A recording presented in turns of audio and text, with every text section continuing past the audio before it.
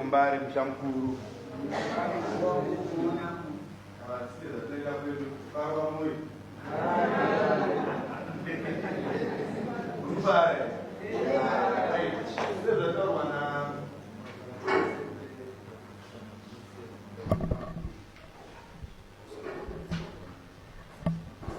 Alright. So sezvataurwa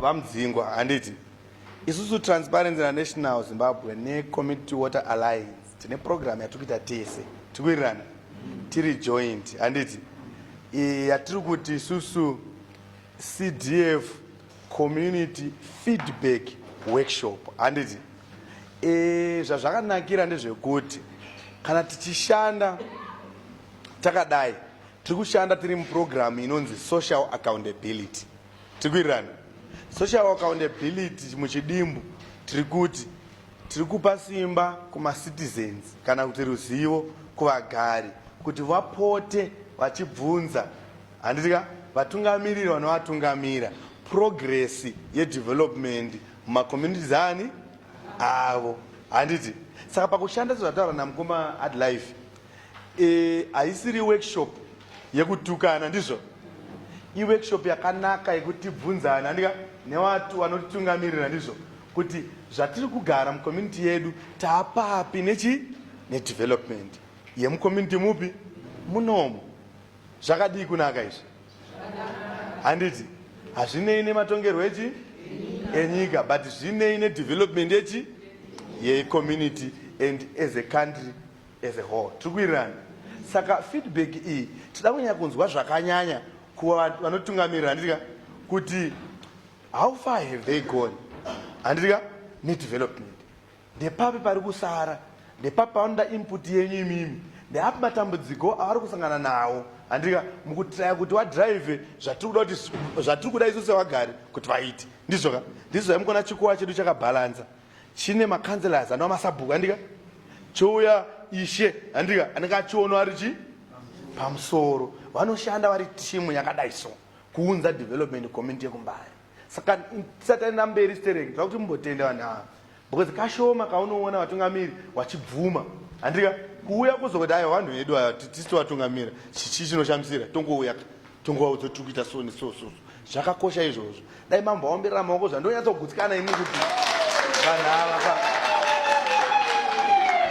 sei ndiri kudaro kuti vanhu ava vakatikoshei pamaitiro avaita nhasi mamakommunity atiri kushanda nawo honorable auya ndikuda vanhu ndotisanganisa nevanhu isusu ndotisanganisa nechi asi vanhu vacho ndo vanoisa exika asi havadi kusangana nechi zvarova kuti ava vanotoziva kuti simba rehowe riri mvura saka imimi makakosha kudarikani ivo because ivo ndo vanotumwa handimuna vatumwa izvi mavati uyai kuno tine workshop vamhanya vavo kama kanzelaisa uyai tisi tokupai basa varidzi vebasa vati tiri kuda kudai panapa maona varipo zvareva kuti pamaitiro avo pakutungamirira kwavo kune transparency mukati mumaitiro avo handizi hapana chauri kuwanza kana paine chauri kuwanza ungadai vasinaita sei pasina kuya saka nhasi ndiringoda kuti etisiite discussion yedu mukuwirirana murunyararo vachikupai feedback handika imuchipawo maproposals adi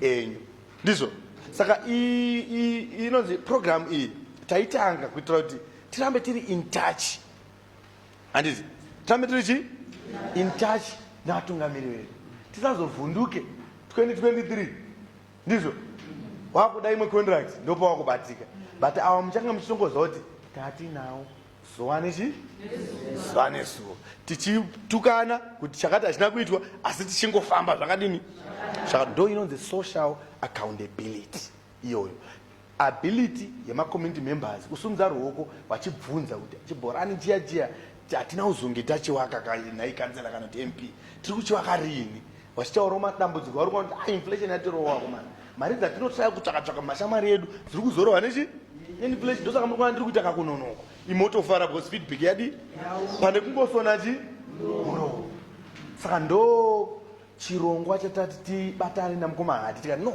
ngatimbounzei vatungamiri vekumbari pambokurukure newanzi munguwa time inogonoenda shoma zimungwa maresources ekuconvena such a workshop yakanaka kudai so paenvironment yakanaka so inogona kuita sei kushayikwa. Ngatipindei tingosanganise vanhu ava vataurirani, toendawo kusaningto, toendawo kumabhuku tichingosanganisa chi vanhu.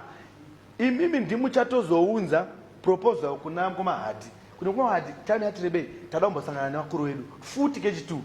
Ngomahati havambonetsekani nazvo, vanongofona tikuita workshop musi wakati takutodii zvakutofamba. Saka ndisingada kupedza time sereki, ndakudzosera time kuna Ngomahati kuti ngatienderei mberi. Transparency International hapana asingaizivi, ndizvo isu basa redu kufighta corruption, ndizvoka tinoda kuti zvinhu zviitwe pajikerere, ndizvoka pachena. Tinoziva kuti corruption hatimboipedzi toga, but yakuda iwewe nani negovernment yacho iri responsible. You know, no nyika yafa nenyaya yecorruption, ngatireke. But zvatinokwanisa kuitawo isusu pasi panapa kuholda watinotamba nawo nguva nenguva to account. Tikuirirana kuvaholda to account kuti imi zvamakambotaura zhazha ko sei zvisiri kuitika kana kuti sei zvakaitika zvakawandisa. Pamunogona makapromiswa 10 kg anika yobva iri 20, munoda kubvunza kuti matipa 20 yawandisa. Ifeedback futi iyoyo handiti inenge richi inowapa simba, handiti kuti muri kutigonera pamaitiro amuri kuita sei, kana kuti dai mawedzera kapawa mbichana.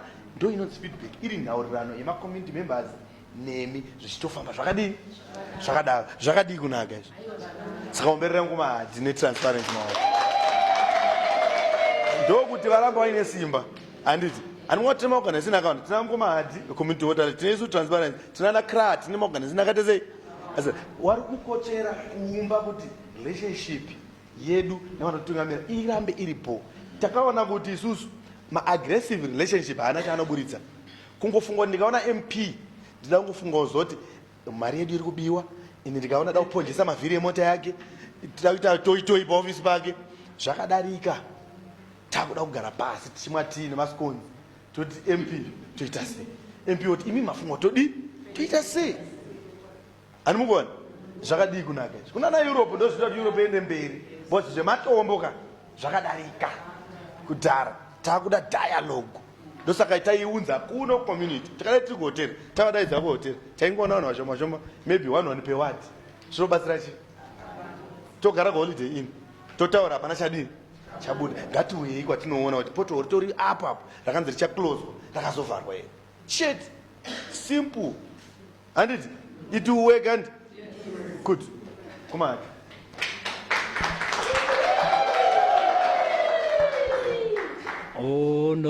Unoziva kusazimba ndotya kurasika asiwe muchitogadzirira muno ndipasi ini ndoda mari muya muri wangu ndakatengwa neropa raise ndawa wenyu chose. Aiwa, imboroerai Ngomahati tashinga maoko kutaurirana, handiti aiwa chinhu chakanaka. Honorable maita henyu mubati wechigaro, ndoti pamusoro iyi zvakare chiri kunzwikwa here kana kuti hapana? Ndiri kungotaura ndecheTV, zvinoenda handigoni kutaura muTV. Pamusoro iyi vagari, pamusoro iyi makanselas ari pano, ndine urombo nokuti nonokewo kwandaita munongoziva pakati pesvondo muno mumaconstituency medu ndokubasa zvakare. Saka zvakawanda zvaunenge uchiita, asi unofanirwa kumeka sure kuti kwese kwaunenge wadamwa unosvikako. Kana ndati ndinouya handiregi, ndinganonoka asi ndinouya. Kana ndati handiuyi handitouyi. So ndatanga ndaitawo zvandandichiita futi kwandandifanirwa kunge ndiri. Munongoziva zvinoitika muupenyu, saka ndauya pano. Asi ndangouya ndisingazivi kuti ndadanigwei, ndazvionerawo pano kuti ndo zvandadanigwawo izvi. Asi zvisinei isu tinozvitenda. Eni pandinodamwa ndoda, handirambi nokuti ndakabvuma kuita messenger wenyu. Saka mukati huya chero ndiri pane imwe programu ndinoigura ndoti imbosarai muchipezisawo ndichambomhanya. Nondadamwa, kana wadamwa nemashefu haurambi nokuti muri mashefu yedu kaimi. Saka ndinouya. Saka musi weMonday takaita meeting pano pa ground pana mu hall medu nema residence tichitaura mafambiro atinofanira kuita se constituency nema councillors. Musi we Sunday, is that correct? Ndichazive manje. Kurugare tatine imwe yatatadedzewa ne residence trust who were there, the hall was full and we explained. Last week but one tatiri pano zvakare nema residence yangu vamwe vakatadza kuuya nokuda kwemvura. Asi taivapo kune vari muno vanoziva kuti tiripo vanozviziva. Kurugare uko tatiriko Lokinva takaita, Southerton takaita. Saturday tiri kudzokorora Lokinva futi. Saka tinogara tiri mamuri muvanhu ndo matinogara. Tichinzwa kuti iko zvinhu zvatiri kuita zviri correct here uye zvinofamba zvakanaka here. Ndo zvatinoita kuti zvinhu zvese zvive pachena. Zvino inini apa hapana zvandadanigwa nokuti CDF ina hasandatoipiwa. Ndakatoimirirawo neziso dzvuku asi haisati yavamo muaccount macho. It was approved after the process yacho. It's a long process. So unosvika, we had our meeting. Councillor vanga vasipo, he was tied up somewhere and he gave his apology and we accepted his apology. So we met with the residents of Southerton where we had a meeting. And it was agreed in that meeting, including the residents, kuti tinofanira kuti tiwane rubatsiro rwatingavapa. Tikati isu hatingaregeri kupa rubatsiro, totopa rubatsiro iroro through mari yacho yeCDF iyoyo nokuti ndio basa rayo. Asi takabvumirana kuti isusu sekomiti iri pano hatidi kutsvaga anything. Imi mazvitaura kuti munoda chakati nechakati, chindai munotsvaga maquotations mega mouya motipa. Asi maquotations enyu ngave emakampani ari traceable. Hatidi makampani emkoto nokuti anozotinetsa kuti tizoziva kuti zvinhu zvavanhu zvakafamba sei. And the parliament ukaenda zvipepa zvavanoona kuti chipepa ichi hachibvumwi, havabvumi, vanochiisa paside. So takaita agree kuti vari kuda kuvaka ECD block and we said mari yeCDF tichakutengeraiwo simende haikwani yese nokuti simende vari kuda yakawanda. Asi the other thing ichavaida is a ball mukati mechikoro mekare imomo, and we agreed kutiko tofanira kuti tidrille ball racho iro. So iniwo as an individual I donated my 20 bags dzavanadzo iko zvino, even yeCDF yacho isati yauya. Ini ndakafanira kuvapawo from my own source kuti nditutsirewo pazvishoma nokuti ndinoziva kuti hazvikwani. Apa ndiri kutaura nezveCDF yamati titaure. Kuno uku takauya tikaita meeting tikawirirana nevagari vakanga varipo kuti chii chatinofanira kuti tiite. Though mari yacho isingakwani zvakare. Ndo challenge yatiinayo asi chidokwa chokuti tiite zvinhu zvinoonekwa chinenge chiripo. So kana vazochinjawo kuti iyi project yakakurisa nokuti taida kuti tiite revamp system yese yemagrounds edu amuri kuona ari paseri, including matoilets. Toisa jurahoro riripo harichaiti, toisa jurahoro rimwe rine dzimwe inonzi chiiko dzimwe simbi dziya dzimwe sava inonzi ameno taura palisade fencing nondingazviruma.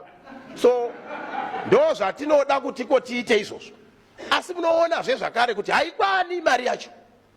So tinenge takutsvagawo vamwe vanhu vanogona kunge vachitibatsira ada hake anotinzwisisawo kutiko chichemo chatiinacho because pane need. Asi mari yacho isingadini futi nokuti mari yacho i175,000. It's just nothing. Hapana. RTGS. Saka nyaya iripo manje ndeyekuti komiti yacho ini ndanga ndadoti handidi kupindamo, ndoda kuita foromani kuti ndione kuti idzo mari idzodzo dzofamba sei, nokuti handidi zvokuzonongedzwa mangwana. Kwese kwandakabva ezekansela ndambonongedzwa, so handidi kuzonongedzwa last minute ndakuda kusiya kuritaya kuti haiwa ndambosenzera vanhu rikaendi zvizororere. Handidi, ndoda kuva nepeace. Chinhu chevanhu hachidliwi, chinhu chavanhu chinofanirwa kuva straight forward. Saka inini gore riri parinopera poga poga nefaira rangu nekomiti yedu takagara nemaresidence toti right, izvi zvinhu zviri pano izvi topirinda mapepa tokupai mozvionera kuti mari yakabva kuparliament imari yakashandei, tokupai muchizvionera. Ada kuchengeta mumba kwake, ada kuisa kupi, hatina chatinofanirwa kuhaidha. Mari idzi ishomesa stereki, hadzikwani kuita development yatinenge tichida kuti tiite, inokwana kuita zvinhu zvidiki diki. So komiti yedu isusu haibvumidzwe kuita politics mukati. Havadi, asi unongozotiwo ndikarega kudaro dzimwe dzenguva ndohurashika, saka ndongohudhurawo vashoma kuti vandibatsirewo pachinhu ichi. So ndakatora makansela angu ese ndikati muCDF nde murimo, ndaida maresidence associations.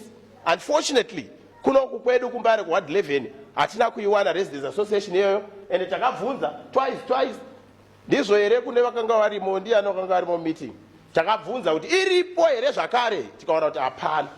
So tatatora umwe mukomana anonzi Wachi, but akadecide hake kubuda ega, nokuti voluntary work inonetsa, zvinhu zvavanhu zvinonetsa. Kana waona kuti haukwanisi, it's good for you to say I can't, it's very good.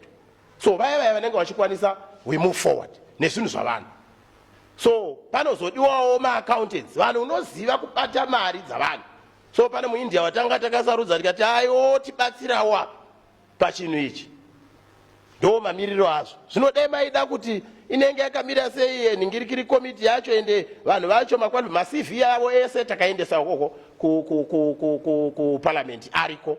Dai mama ndiudza ndakuvigirai chipepa chacho kuti heochi ndo vanhu vacho vanodiwa ava, zvino mandifuta.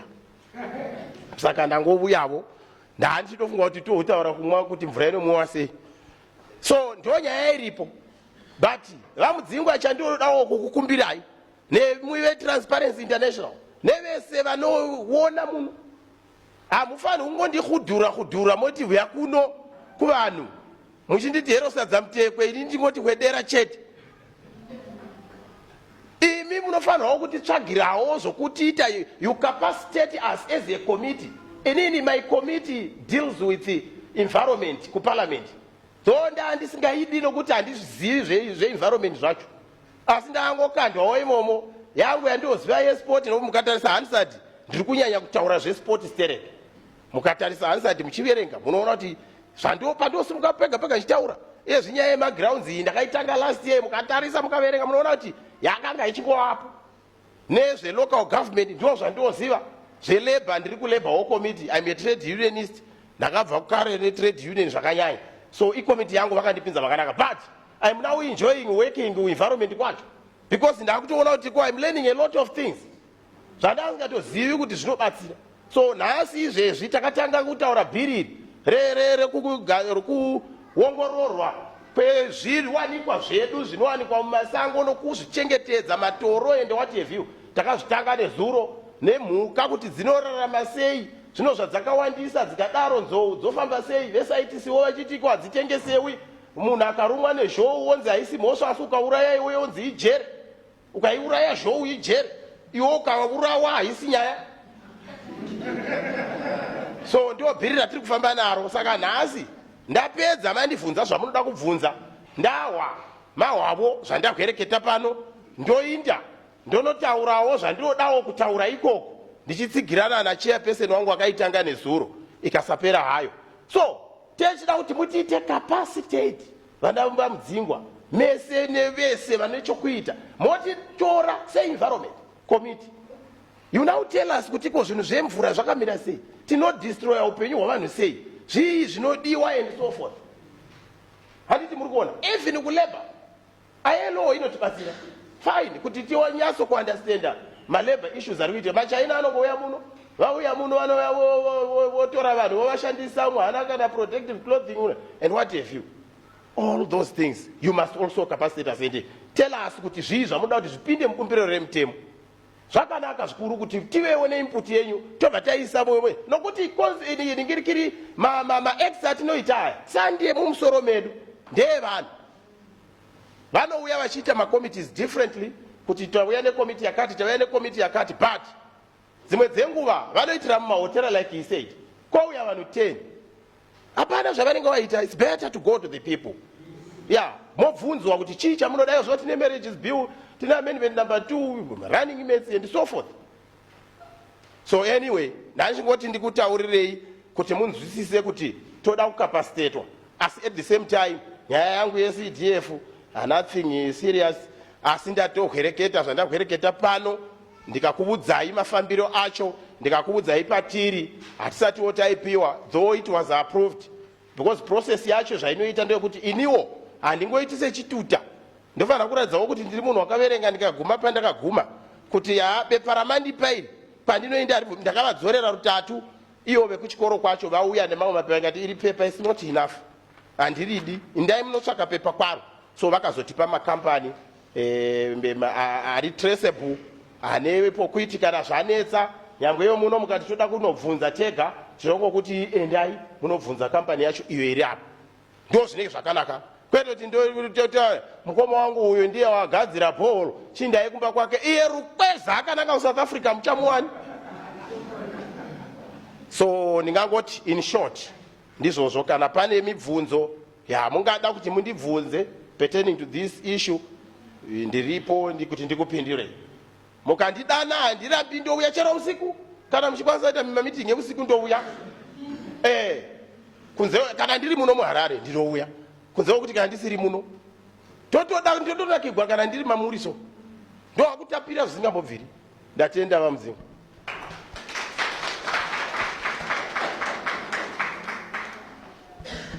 Tinotenda honorable nekuuya kwamaita uye nezvamatsanangura.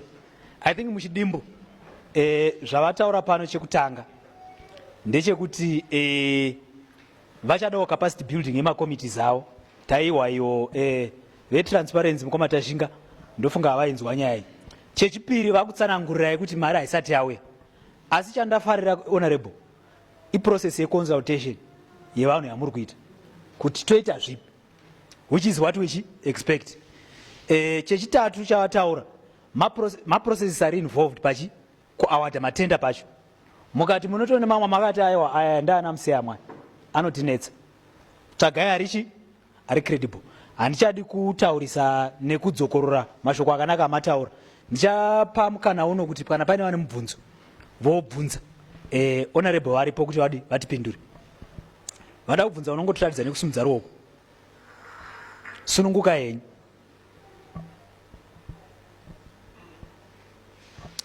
Ndichatanga nevari kumashure avo, famba henyu mweyo kuno mberi mobva mabvunza. Ndouya pane avo, ndofunga ndichatora about 7 or 8 maquestions, then ndichitova wapindura. Pamusoro yevanoremekedzwa, pamusoro edare, ini mubvunzo wangu nahonorable uri pakuti ndanzwa vachitaura nezvenyaya yeenvironment. Takatarisana nenharaunda yedu yeMbare inoi, ndezvipi zvamuri kuita nezveenvironment yedu maita basa? Tinotenda. Mukoma wangu wanga akasimudza ruoko. Zvakanaka sitere kuroerawo ruoko chi. Munokwanisa kunzwika here? Kana muchinzwika dedzira here? Unfortunately, munaifana kudavira mubvunzo wangu. Panyaya yeNova takeover. Panokuda MP yanga aripo, popida new MP.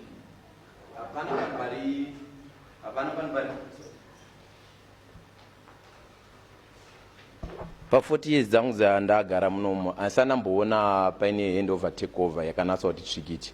Because like Kusanindo right now tanga ne project yekuisa tank pamashops, but already pakutoiswa imwe project, yeti project yakasiwa na former MP haisati yatombopera. Even toilet inogara yakavharwa, takutonovhura futi imwe toilet 9 out of 10 tichada futi tengi isakatadza kupedza tengi rekutanga. Dai paitwa handizi kuti zvingaitwa sei kuti paite handover take over kuti mimi muchipindawo musauye new project totanga tapedza project yanga igara iripo then mozouya neyenyu kana mari yacho yaperera paproject yanga igara iripo ndizvo zvoka zviripo ipapo panotiwe new projects. Thank you very much. Tinotenda mubvunzo wavo uri kuti pamaprojects eCDF honorable MP vanga varipo kana vakasiya vanga vaita maprojects asiriwa panzira take over na MP ari kuteera inenge yakamira sei umwewo ngatisumudze hedu maoko tisununguke vabva vadi varesponda.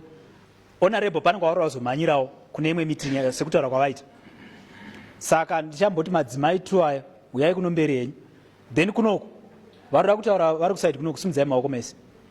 Hai ndinotangawo nemadzimai ndiregererewo after ava toti ava tozoti baba then mobva varesponda.